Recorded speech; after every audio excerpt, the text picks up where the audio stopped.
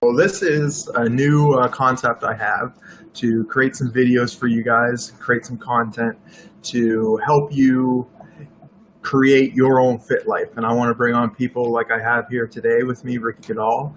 He is a nutritionist, he is a lifestyle coach, and we're going to bounce back some ideas. We're just going to have a discussion about the best way to create your fit life. And what I mean by, creating a fit life, I don't mean just exercise. I mean nutrition. I mean, being mentally fit. I mean, being spiritually fit, nutritionally fit, and the whole package. And I welcome Ricky Goodall to our chat. And Ricky, if you would like to give a short introduction to everybody that doesn't know who you are, what you do for a living, what are you up to, and what are your interests? Yeah, so I'm a professional lifestyle coach. I work with leaders and influencers who want to create more impact in the world, and I help them do that by becoming more self-aware.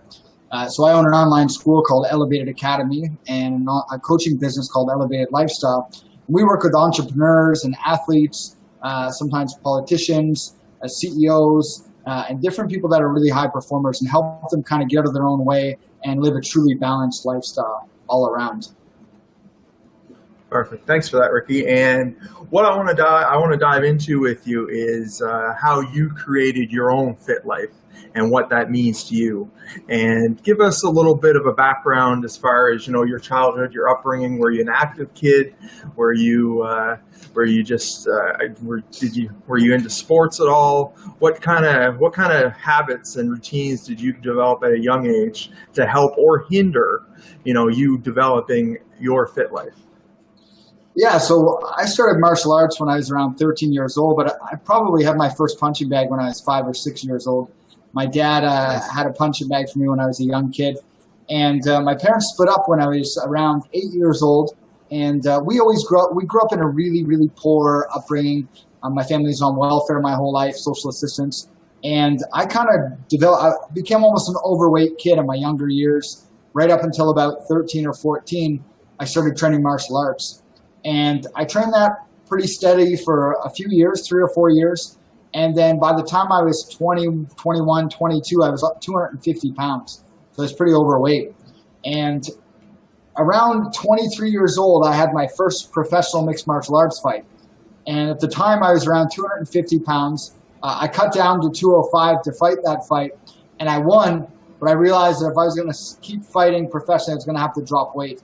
So that was kind of how I started. I started my weight cut on my first pro MMA fight, and I fought 21 fights in my career. I'm retired now, but fought 21 fights in an 8-year period. Okay, and what led you to become overweight, and what habits did you have to break in order to start taking fighting seriously and cut that weight? The big thing was really having no idea what to eat. My parents and my family didn't have any experience with nutrition. They didn't know anything about what was healthy. My dad was active and worked out a lot, did a lot of weight training, but never really ate properly. He didn't know how to eat properly. So it was really learning how to actually eat real food and breaking the habits of just getting what's convenient and processed foods and really changing what I grew up with and unlearning and learning new habits to really kind of implement those. Yeah. And how did you go about breaking those habits? Because a lot of people struggle with getting that quick fix and going through the drive-through. How did you develop the discipline to be able to put off that and eat those real foods and those nutritious foods? Because like I said, there's a lot of people, everybody I run into has issues with that. Yeah, I mean, when it comes to making any big life changes, there has to be a really, really, really big why. There has to be a really big reason why you're doing it. If you're just doing it to get healthy or just doing it to get in shape or look good on the beach, that's not usually going to last.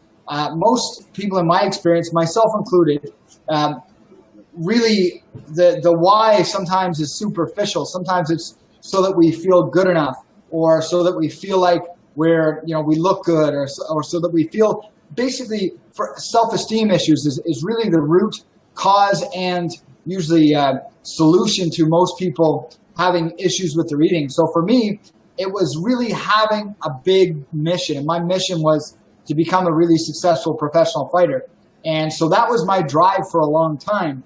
Once I started losing that drive, I started to kind of fumble with really staying on track. Luckily, it was kind of a habit by then. But the big thing I think for everyone is really knowing clearly why you want to do this. What are you really doing it for? What's the real goal behind the goal?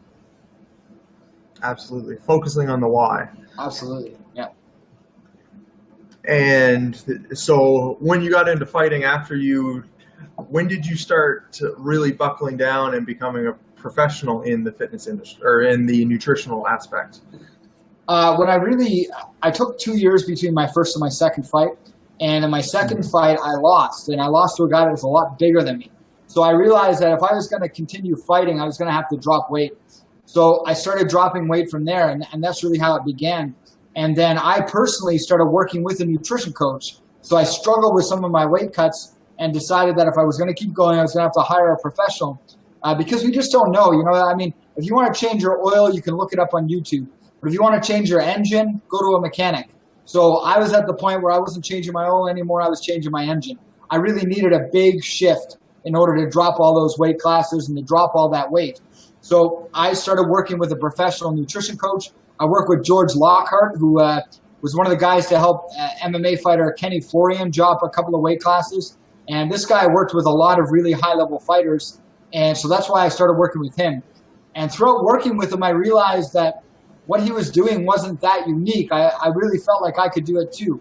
So shortly after, I became a nutrition coach and kind of developed my own nutrition style. Absolutely. What do you think is the number one issue as far as nutrition goes and dealing with clients like you have in nutrition? What is the biggest issue that you run into that they have, and how do you go about correcting that and helping them correct that? Well, if you had asked me that question 3 or 4 years ago when I was doing nutrition only, I would have said that most people's issues were that they don't know what to eat, they don't know how much to eat, and they don't know when to eat it. And that's true still, but that's not why people struggle with nutrition. People struggle with nutrition most of the time because they've got a mild eating disorder, even if they don't realize that's what it is, a mild eating disorder that's helping them self-medicate, usually from some kind of past trauma. Maybe childhood trauma, maybe they had a lot of pain when they were a kid, maybe they developed that habit of emotional eating at a young age. And if they haven't gone back and healed the source of that pain, then they're going to continue to struggle with their eating even as an adult. Absolutely. And then, so from there, when did you get into life coaching, and how did you go about transitioning from being strictly a nutritionist to broadening your horizons and going further into it? I always knew that there was more to it. Once I really started becoming very experienced in nutrition, working with a lot of clients, I realized that the success rate wasn't really dependent upon my plans. It was dependent upon the client's habits. So if they had habits that weren't conducive to being healthy, then they were going to struggle no matter what. So the big thing was I realized that people need to change their behavior and their habits to really succeed. And then I started understanding that all of our problems, not just fitness and nutrition, but our financial struggles, our relationship struggles, all of that is rooted in our beliefs, our thoughts, and our behavior. So I decided that that was really what I wanted to help people heal from and change. So I started moving into that direction. Now, you mentioned habits, which I'm glad you brought up. How do we go about changing our habits? How can the viewers identify a bad habit and then take the correct steps in changing that? The tough part about identifying a bad habit is a lot of our habits are unconscious. Mm-hmm. We've been doing them for so long that we don't even think about them, and they're unconscious. So the tough part about trying to self-identify a habit is that a lot of times we're unconscious to it. So that's sort of where coaching comes in, because we're able to help our habits discover, or our clients discover their bad habits so that they can actually change them. But for ourselves, it's pretty simple. We just have to ask ourselves, what do we do in a run of a day? I mean, journaling your food is an easy way to do it. journaling your exercise, journaling your spending if you're somebody that spends a lot of money. Just really journaling, being accountable to all your decisions is an easy way to recognize what areas in your life are kind of imbalanced. And then from there, once they've recognized, oh, okay, well, every time I get home from work, I eat, junk food or whatever it might be, then you want to ask yourself, well, why? What is causing you to want to eat that junk food? And what is the junk food giving you? What's the reward that it's actually giving you? Because we never do something unless there's a reward involved. So if there's a reward involved, what is the reward and why are you giving into it? And what are you trying to get out of it? So once we kind of discover those big challenges and recognizing them, we can really get to the root of our habits.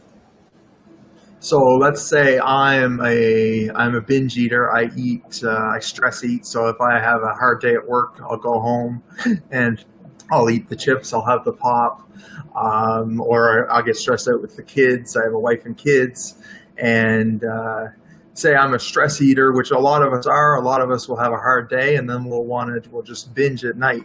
How can I take those steps to replacing the reward I get from the junk food? What steps do I take to replace that reward? Well, first, a person has to understand the reward. So what are the rewards? So is it, from a hormonal point of view, and this is something the average person isn't going to realize, insulin, which is the hormone that's secreted when we eat carbohydrates, insulin lowers cortisol, which is our stress hormone. So insulin is a natural anti-stress kind of hormone in our body, and the easiest way to get more insulin is to eat sugar. But it's not a long-term solution because the insulin being raised also causes inflammation and other stress problems, which further raise the cortisol levels. So that's one thing. Sometimes it's stress, and if that's the case, well, what are some other ways that a person can reduce stress? Another thing might be cravings. Maybe they're craving salt, sugar, or fat, which are the three, big things that most people crave. So maybe they can replace them with natural or healthier options. So one, we can never break a habit. We can only replace a habit. So figuring out how we can, in a healthy way, replace that habit, and then also understanding the reward in detail. What's really going on? What are we really getting out of it? And what's it offering us? One kind of a sort of esoteric belief is that, or sort of spiritual belief is that when we're born, the first thing we taste is our mother's milk, which is very sweet. And so in times of stress, we desire to be nurtured. So a lot of us will eat sugary foods to replace and remind us of that feeling we felt when we were infants and we were nurtured and cared for by our mothers. So it could even be that deep sometimes. If we feel like we haven't gotten enough nurturing in our life, or we remember being nurtured at that, infant age, subconsciously we kind of remember it. Sometimes the sugar replaces that feeling as well. Okay.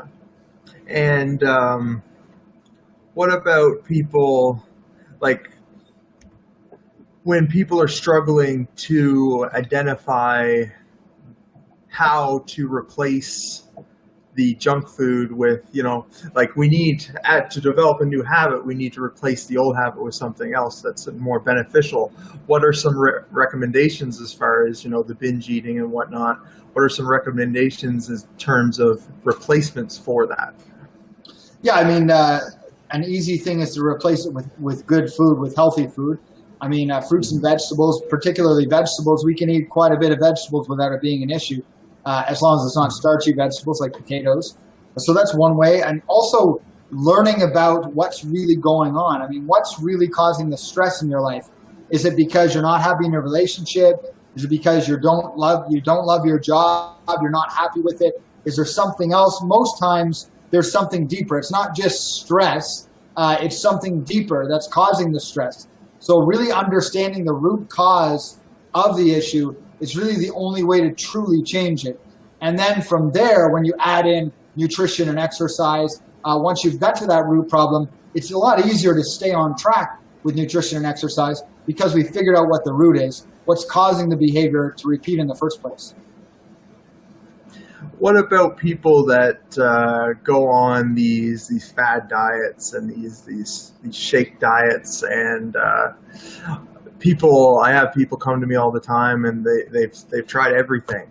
And what's your advice for them as far as getting on track and not relying on the flavor of the month, so to speak? I mean, the first thing that we have to do as a professional is just admit that a lot of those programs work. And when I say they work, they usually give you what they say they'll give you. And they usually say that they'll give you lost weight. So what's really going on most of the time is a person's losing weight, but the weight they're losing can be muscle, it can be water weight, which just happens when you stop eating junk food, you automatically flush out water weight. I mean, if you just stop eating junk food and drink water, you'll lose 10 or 15 pounds usually in a month, doing nothing extra, just eating healthy food from nature, like, fresh organic food, humane meats. If you just eat that, strictly, even like a kind of like a paleo hybrid even, with water, you'll lose 15 or 20 pounds in a month, I guarantee it, just by cutting out all the other garbage, if you drink enough water. So one, most people get really hydrated when they're drinking these different shakes. They probably drink more liquid than they've maybe ever drank before. So that's one reason why they work. Another reason why they work is because they're very low in calories. And when you restrict calories, the body will lose weight. But again, it's losing muscle tissue, fat, water retention, toxins. It's not all fat. They're not losing mostly fat necessarily. They're just kind of losing a bit of everything. So they work if the goal is to lose weight. But the truth is, losing weight can actually increase risk of cancer and other diseases if the weight you're losing is vital tissue and muscle. If you're not losing strictly fat, then you increase your risk of getting hurt, physically hurt, your poor immune system, and a lot of other risks as well. So they work for losing weight, but I don't think that's really what people should be trying to lose. Lose fat and you'll lose weight anyway, but you'll retain and maintain all of the healthy tissues and body composition that we want to keep. 100%. What about, I know you explained to me a little bit about your own diet, because you don't eat any meat, correct? No, I'm vegetarian. I eat fish, I eat seafood. I started out 3 years ago as an experiment just to see if I could go 3 months without eating meat, to see if it would affect my performance as a fighter at the time, and if it would affect my weight, and if it would affect my mood in any way. And what I learned was, one, it didn't affect my performance at all. And I was training 6 days a week, twice a day. So I was training 12 times a week. Didn't affect my performance at all. In fact, I stayed sore for less long. Like, it was a much shorter time of staying sore. I was able to heal very quickly. And I was also healthier and happier than ever as well. So I learned that, and a lot of, some of the people watching might not really resonate with this, and that's cool. It's not proven in science yet. I mean, sometimes, in some cases it is, but not fully. We absorb the energy of the food that we eat. So if we're eating animals that have been abused or that have had really, really, terrible lives, that growing up in these factories and things like that, we're absorbing that energy from the animal. So that's the energy that's going into our body. We don't understand energy at this point in our human society right now, but there was a time in history when humans understood this stuff at a much deeper level.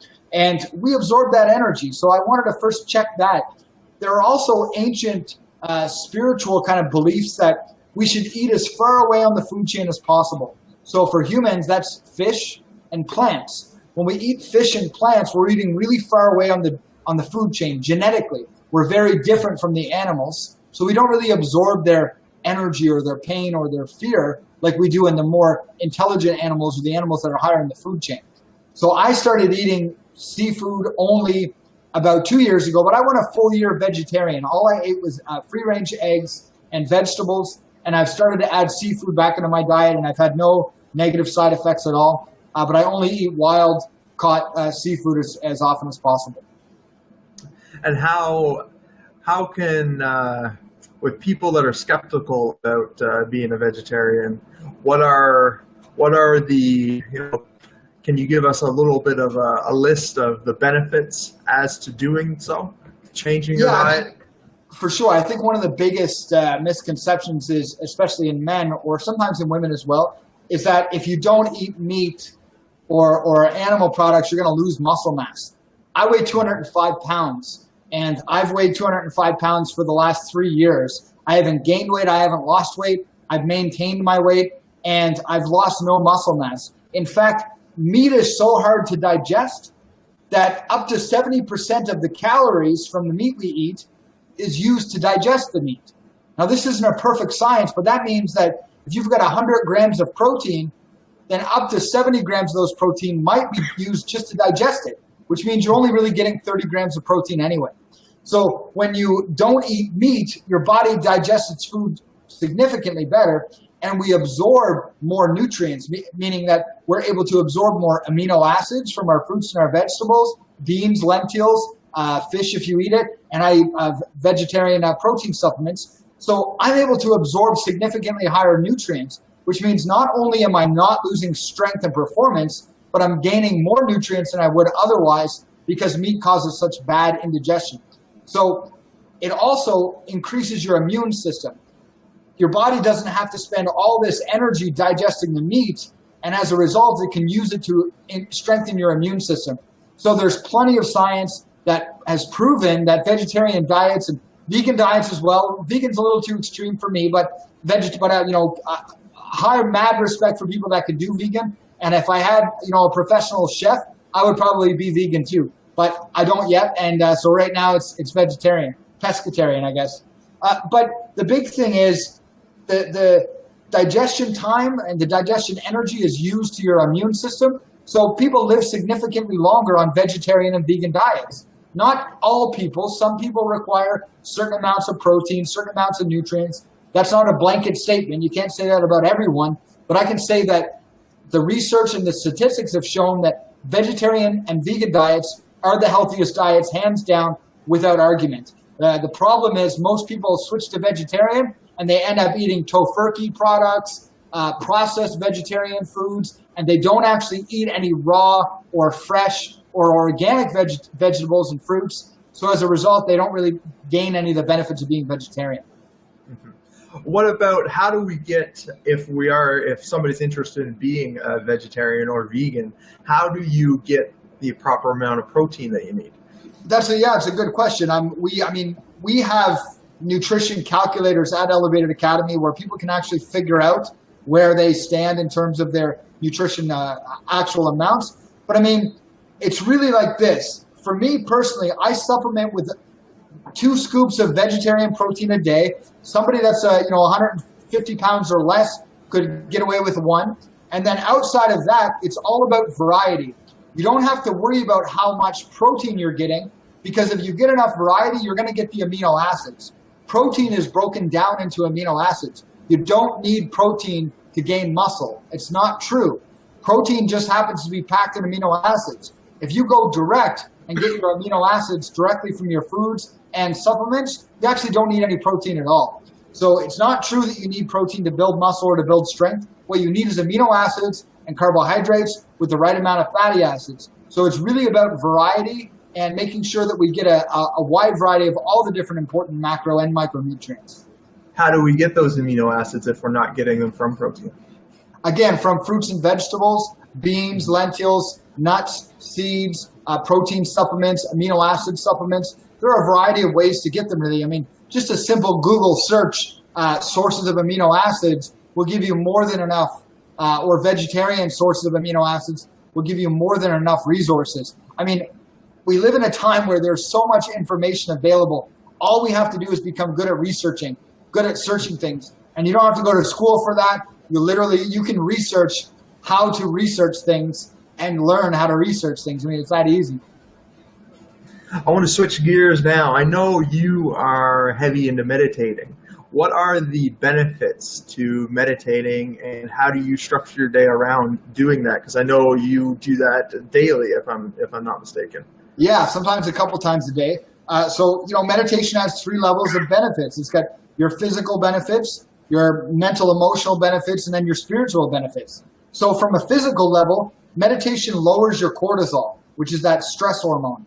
So it allows you to lower your cortisol and become a little more calm, a little more relaxed, and less stressed.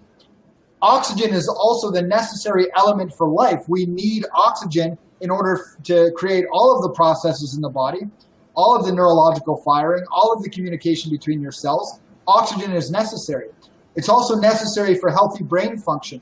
So if you're not taking time to breathe deeply all day long, particularly during meditation, but all day long, you're cutting your body off from vital oxygen. So when we take 20 minutes a day and breathe really deeply, we're filling our body up with that oxygen. So that's another reason why meditation is really beneficial. It also helps us really, truly relax our body. So we're always tight all the time. If you work at a computer, you're tight all the time. Meditation allows us just to really relax and let go. And it's during that time, it's during relaxation when our muscles really grow. We grow during sleep and we grow during meditation because that's when our body's fully relaxed and allows it to actually process and let go of the lactic acid and all the tension. From a mental emotional aspect, meditation creates hemisphere synchronization in the brain. So it allows both hemispheres of the brain to communicate with each other. Your right hemisphere of your brain, which is on this side of the camera, takes care of the left part of your body, and it also takes care of your creativity and your connection to nature. The left aspect of your brain takes care of the right part of your body, and that's the logic and the real critical thinking part of your mind. So when those two minds work together, we're able to think creatively about critical ideas. We're able to think logically about things that we need to create as well. So we end up using the full part aspect of our brain instead of just compartmentalizing different things that we need to do with our brain. And then from a spiritual level, when we connect to our breath, we're connecting our conscious mind to our subconscious mind. And our subconscious mind is the part of our mind that maintains and regulates all of our healing, all of our digestion, our immune system, our heartbeat, our sleep, and everything is regulated by the subconscious mind.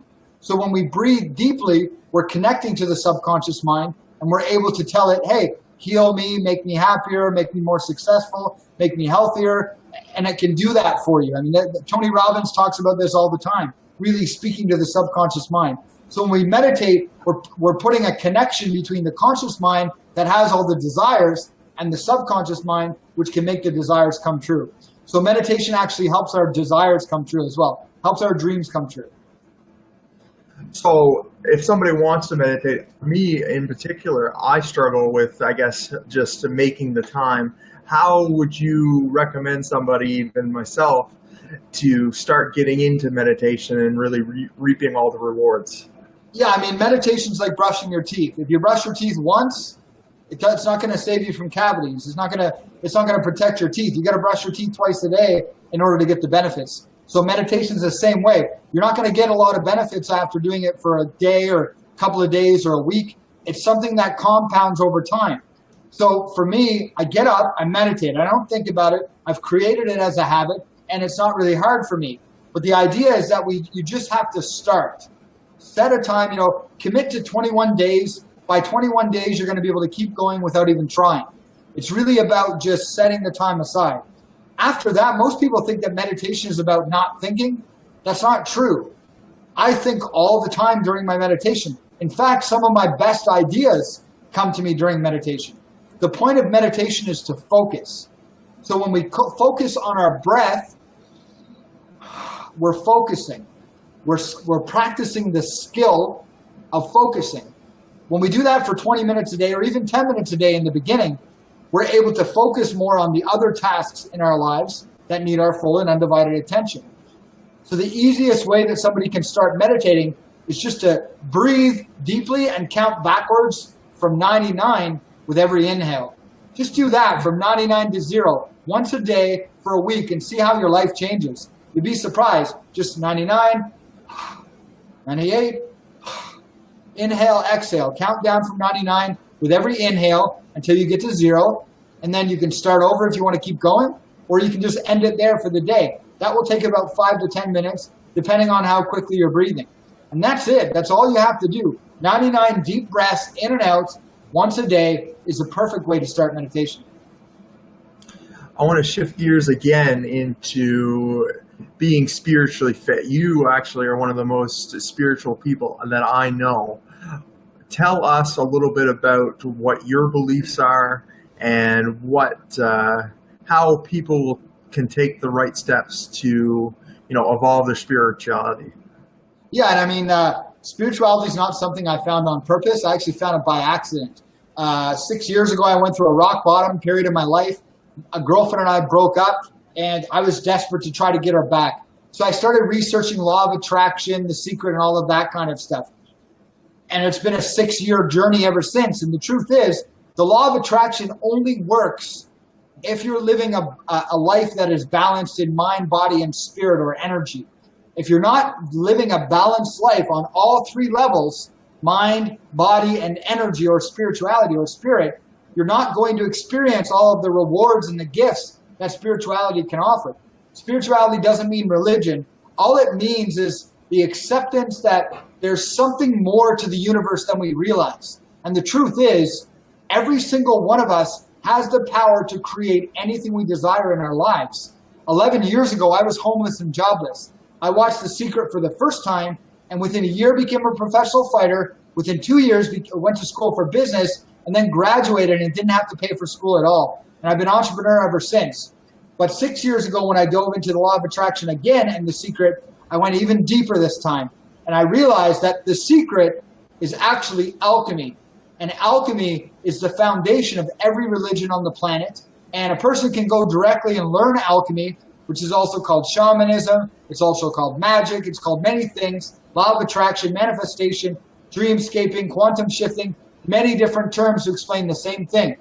It's all about changing your mind, healing your past, healing your pain, healing the traumas that you've been through in your life, forgiving yourself, others, and the universe so that you can imagine the life that you want to create for yourself. Spirituality is about success, health, and happiness. All three levels of mind. Success is about the mental mind, health is about the body, and happiness is about the soul and the spirit. So success, health, and happiness come from balancing mind, body, and soul.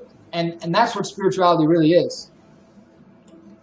And as far as spirituality goes, somebody that's completely new to it, but they want to explore it, how would they go about that? What's the best first step in going into that? Yeah, I mean, I'm biased, but for me, spirituality was something that was fucking impossible for me. You know, like I didn't get it. You know, I went to churches, I went to spiritual gatherings. I'm like, you know what? This doesn't make any sense. There's more to it. There has to be. So I started digging. I went to the sources. You know, I've got, as you know, I'm doing a workshop tomorrow evening called Religion's Hidden Truth. And that's what we're doing. We're diving into that. We're diving into this idea. So I've actually developed an online school called Elevated Academy. And the entire purpose of that school is to help people live a life of freedom. And freedom of pain, of fear, of financial struggle, poor health, insecurity, jealousy, anger, sadness, whatever. That's what spirituality means. It means being free. Free mentally, free physically, and free spiritually. And that doesn't mean that you're selfish. It means free. It means that you're in harmony with everything around you, in harmony with yourself, and in harmony with others. So we've got programs at Elevated Academy that actually teach people the foundations of spirituality so that they can learn it from the core and really, truly understand it. And for anyone watching, you can visit elevatedacademy.org, and you can learn a little bit more about that. Perfect. One thing we haven't mentioned yet is physical fitness and tying that into your daily routine. What do you do yourself to stay physically fit and keep that into your routine now that you're not a fighter and now that you're not concentrated on it as much as you were in the past? Right. Yeah. Good question. I mean, first of all, like I've been really fortunate to set my life up where I never work before noon and I never work past 6 p.m. So I've got a lot of time in my life to create space for these types of things. So I have a workout plan from you, which is how I stay active in the gym.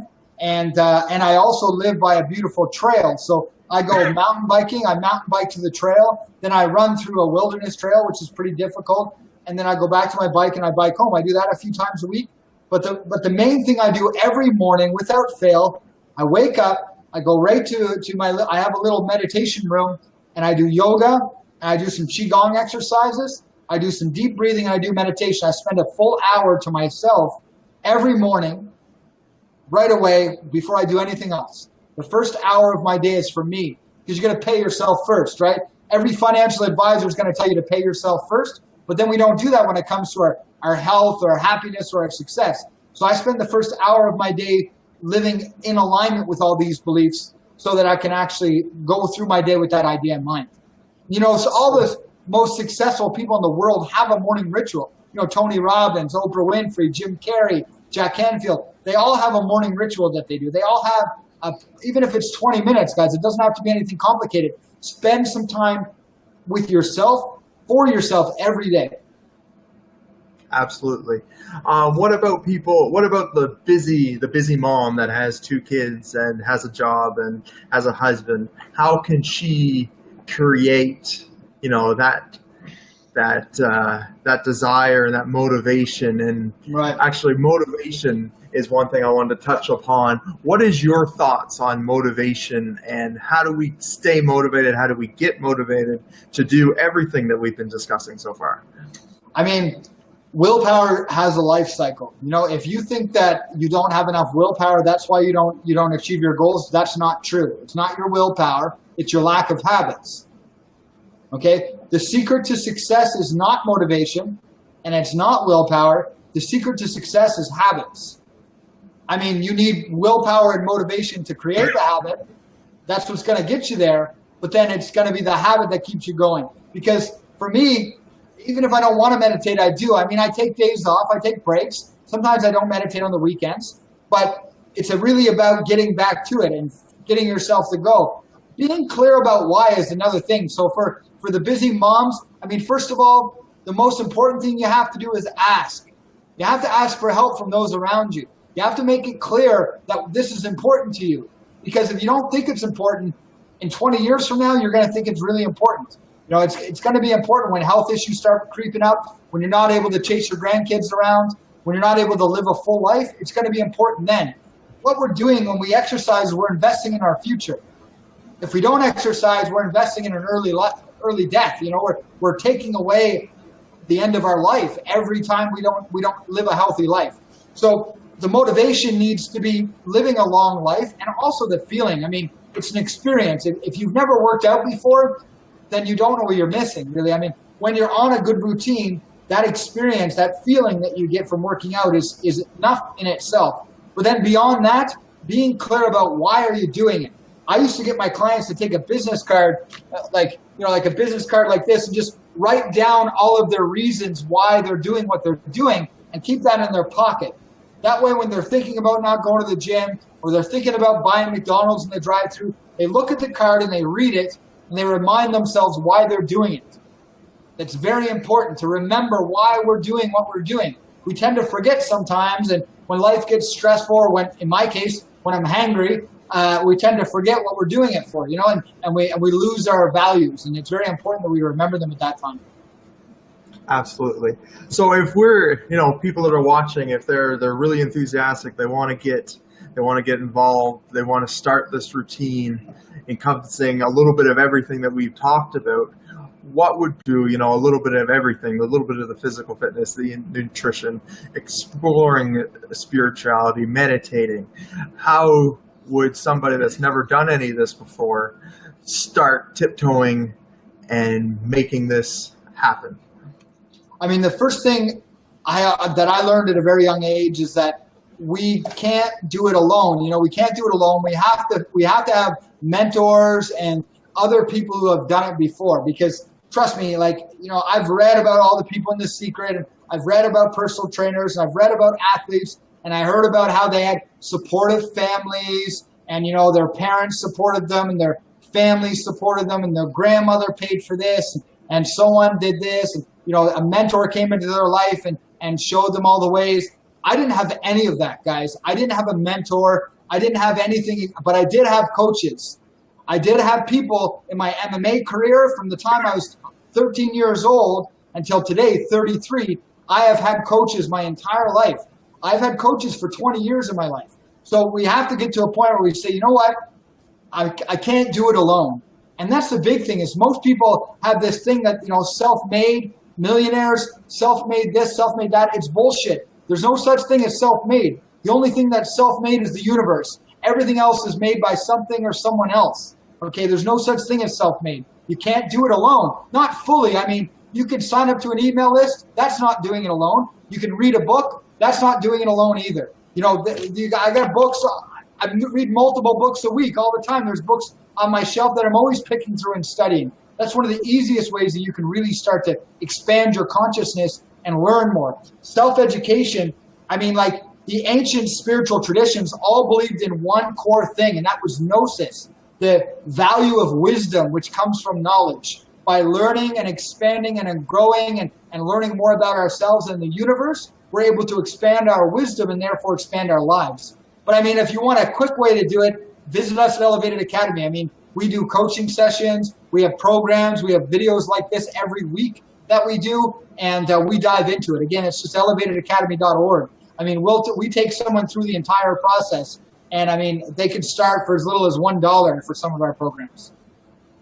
Perfect. That's what I was going to ask you next is how do people get in contact with you and your academy, and what all do you teach with your academy, and what are the steps to take to get involved in that? Yeah, I mean, sometimes explaining what we do is tough because we do so much, but we cover nutrition and real nutrition, not holistic nutrition by itself and not sports nutrition by itself, because either of those things by themselves are incomplete. You have to have both. You can't just have one and expect to be truly healthy through your mind, body, and soul. It doesn't work that way. You need to have both. So we cover real, full nutrition for the mind, body, and soul, and activity and exercise. And of course, people working with you is a great start. Getting the online training plan, highly recommended. Easy way to stay on track. Comes right to your phone. I mean, everyone's got their phone at the gym on Facebook half the time. Why not look at something that's going to help you instead, right? But I mean, outside of that, yeah, I mean, it's true though, right? I see people on Facebook all the time doing leg raises, scrolling through Facebook. Like, you know, be in your workout, be focused here. Well, that's a whole other story. But I mean, that's the big thing. It's really like deciding what area you want to work on first and going for it, and then moving on to the next one and going for it. Focus on what you want to really achieve right now. So with Elevated Academy, we help people improve their businesses. We help people quit their job and open a business if that's what they want to do. We help people have better relationships. It's actually funny, Julia and I, my girlfriend, joke all the time because we've had so many couples meet through Elevated Academy. It's not something we do intentionally, but, you know, they've met other people. We've got friends, you know, as you know, we've got such a great community of literally hundreds of people all over the world who are supporting each other, coaching each other for free, helping each other in a lot of really amazing ways.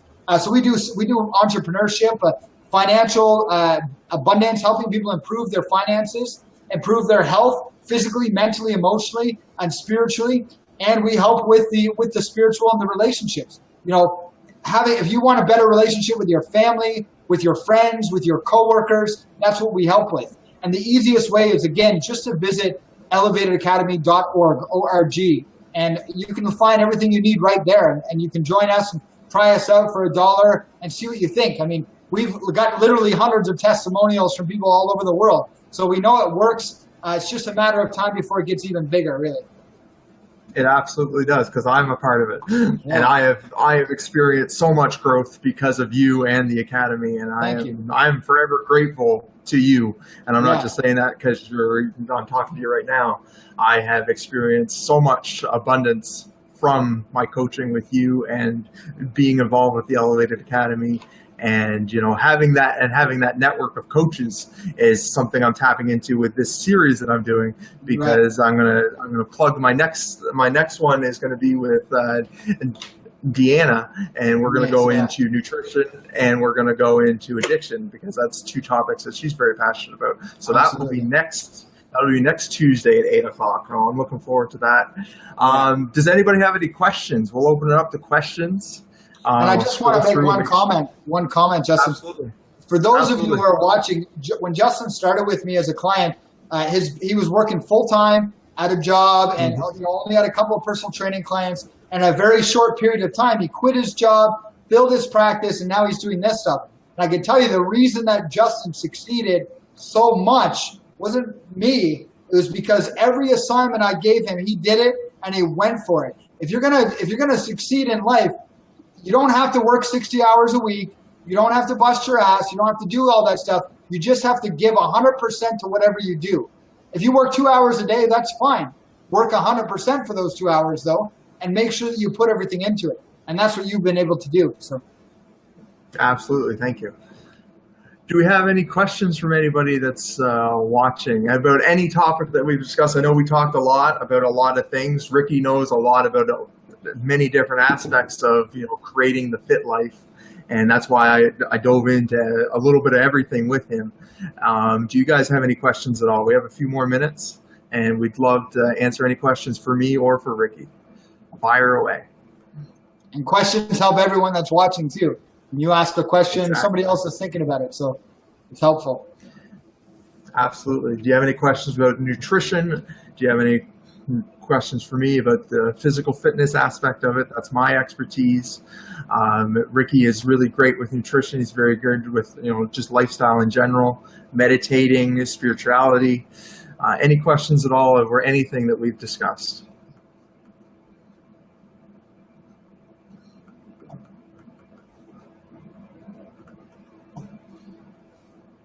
So while we're waiting for questions, Ricky, to summarize kind of what we've went over and really creating, your thing with your elevated community is, living an elevated lifestyle. And what I'm trying to get through with this is, creating the fit life.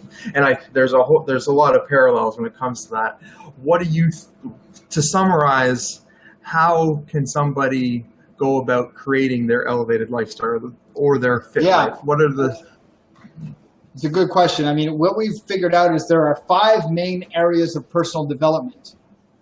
The first area, we call it universal oneness. It's our relationships. So if you've got poor relationship skills with your friends, your family, your coworkers, or even strangers or yourself, then that's going to cause problems right from the beginning, because our relationships are our biggest cause of stress, but also our biggest cause of happiness. So if we learn how to be more harmonious in our relationships, we're going to live a better life. Next is our disciplined practices. It's our exercise. It's our meditation. It's our yoga. It's our setting goals and achieving them. That's the next thing. Once we've developed a good relationship skills, we need to have practices and discipline in our life. The next thing, we call it inner elevation. That's when we heal from our limiting beliefs. And these are beliefs we store at earlier years in our life that completely warp our kind of idea of reality. We have to heal our addictions, our fears, and our habits, and change our behaviors to align with success. The next section we have is called soul expression. And this is our way of giving to the universe, our way of doing something that we really love, finding the thing that makes us happiest in life, and doing it often. That's letting our soul express itself. And that's by creativity and playing music, drawing, painting, whatever it might be. We need to spend a part of every day doing things like this. And then finally, we have holistic harmony, which is living in harmony with nature, which means, again, eating food that's good for your body, eating food that's in harmony with nature. We can't process garbage food all the time. Our bodies can digest it, but we're not really processing it. We have no idea how much damage that's doing to our body. So we've got basically a blueprint to help all of our clients and all of our students develop these 5 elements of an elevated lifestyle. And when they slowly balance each element, they start living an elevated lifestyle. Their life becomes better, happier, more successful, more healthy. Absolutely. Any questions at all, guys? We're going to wrap up here in a couple minutes. It's always funny. I know you see so many people watching, but they're all scared to ask questions sometimes. Everyone waits for the first person to ask a question. Yeah, and then the floodgates open. Yeah, and it starts after that, right? Who's going to be the brave first person? We've got 7 minutes, and if you had an hour with Justin and I alone, you'd have to pay for us. You've got us here for free. Ask us anything you want. This will be for Ricky. How does a typical coaching session work? The first one. Hi, Ken. So that's a good question. So when I work with someone for the first time, it's a minimum of 90 minutes to 2 hours long. So we dive really deep into everything. We go into their entire history. We go into whatever they want to create. I let the client tell me what they want to do in our session. What would make this session extraordinary for you? What do you want to get out of it? We set the intention, and then we dive into everything in your life that could possibly be holding you back from having whatever you want. And coaching is not really the kind of thing you can explain to someone. It has to be something you experience. But I can tell you, 90 minutes to 2 hours long, sometimes that's enough for some people. They don't even need anything after that. It's really just all about that. And feel free to contact me, and we can talk more about it, Ken. And I can speak from personal experience with that, with being coached by Ricky. We've spent many, many hours on the phone, and we go deep. He goes very deep. He gets through, he gets through your BS. He goes through your bullshit, and he gets to the root of problems very quickly. He's very good at, realizing, okay, Ricky, I have such and such a problem. And then knowing, okay, well, I think that's the problem. Well, there's a deeper meaning to that problem. And Ricky's very good at identifying that. And then it's like, well, a lot of what coaching and Ricky and other coaches, they point out almost the obvious, but unless it's pointed out to you, you're not gonna clue into it. So it's unconscious, right? Like, you don't know what's happening, right? Like, the thing is, guys, like, for those of you listening, I had a fucked up childhood, like I was badly abused. I was put in foster care. I lived on my own when I was 15. My parents were alcoholics and addicts. So I've been through a lot of shit in my life, and only through coaching have I been able to really unlearn all of the programming that I learned as a child. Financial fears, I struggled with finances most of my life. I've been homeless multiple times. Now I work from home. I work from wherever I want. I travel multiple times a year. I make more than I've ever made in my whole life, and I only work like 25 hours a week. So that was a big thing. Is financial fears. Next was my relationship fears. I was terrified that my partners were going to leave me. I didn't think I deserved to be in a happy relationship. I was always insecure and jealous and worried. And that was, again, another learned behavior. So those were the two big areas for me, were self-esteem and self-worth and financial fears. And coaching completely healed that for me, like really fully. And I've been able to help a lot of clients do it as well. And it's really about learning where those beliefs were rooted in, how they've served us positively, and how they've held us back, and then really forgiving them and forgiving our past. So if I was to say, like, what do we do in coaching? We help people forgive their past so they can create a limitless future. 100%. Any other questions, guys? We got just a couple more minutes, and then we'll let Ricky off the hook. He's been a great guest for us. I want to thank you, Ricky, for doing this, taking the time out of your day to do it. For sure. Happy to. Any other questions, guys? Thank you, Caitlin, for the question. Any other questions before we wrap this up?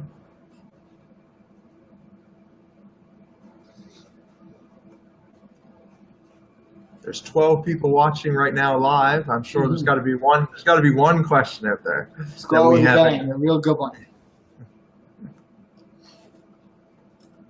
We covered a lot of stuff. And you guys are all welcome. If you're watching this video later, or if you think of the question after the video is done, please leave it in the video, and one Justin or I will answer the question later too. So if you're watching this later on, yeah. Absolutely. And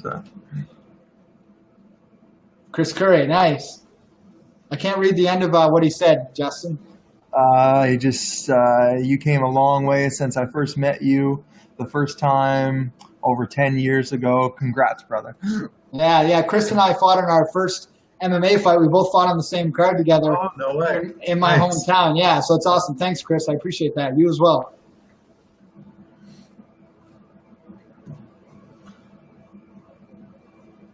Any other questions, guys? Any at all? We'd be happy to answer. We got Ricky.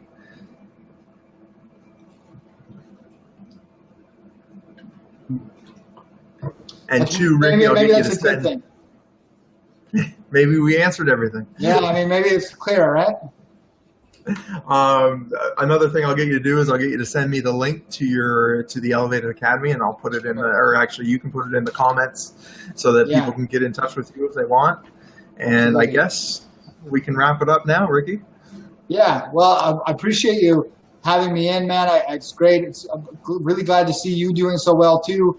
And again, guys, really the thing that Justin has and that we have at Elevated Academy, the most valuable part is really the community. It's the community of it all. It's really about not doing it alone. We can't really do it alone. It's very hard to do that, and it's very hard to figure it out. Now, one thing Kaylin just asked is, what if you don't have childhood trauma? We don't always have childhood trauma, but we have childhood pain, and we don't even know that we have it sometimes. Sometimes we're not even aware of the beliefs that we've stored as a result of our pain. So it's really about just understanding. Sometimes it's very simple. I mean, so I have some clients who are like, no, I had a really good life. I have no idea what it could be. But then we find, they got made fun of in grade 3 or grade 7. Their mother embarrassed them by accident, or their grandmother embarrassed them in grade 9. Sometimes it's just one incident that changes things. So we have to go through and kind of figure it out. And sometimes we don't remember. We repress these things and push them away and try to avoid them. Sometimes it's not childhood. Sometimes it happens in our teenage years or even in our early 20s. We discover what's causing the changes. Basically what happens is a traumatic event happens in our mind, and it causes us to believe something that's not true. And then all of our behavior is reflected from that belief.